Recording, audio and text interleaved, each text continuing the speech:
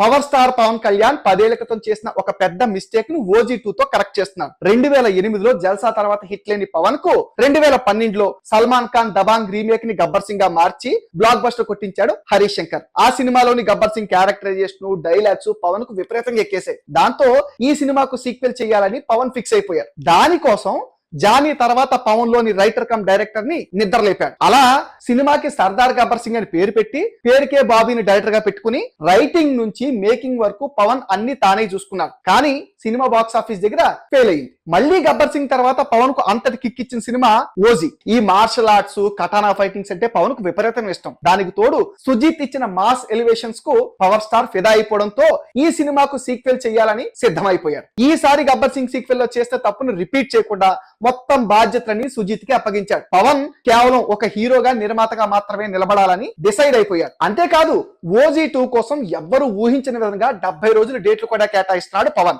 2018 తర్వాత ఏ సినిమాకు పవన్ 50 రోజుల మించి డేట్లు అయితే ఇవ్వలేదు. ఇక ఓజీ సినిమాకు కూడా పవన్ ఇచ్చింది కేవలం 37 రోజులు మాత్రమే. దాంట్లోనే సుజిత్ ఇచ్చిన మైండ్ బ్లోయింగ్ మాస్ ఎలివేషన్స్, అలాగే OG2 కాన్సెప్ట్ విపరీతంగా నచ్చేయడంతో 70 రోజులు ఇస్తున్నాడు పవన్.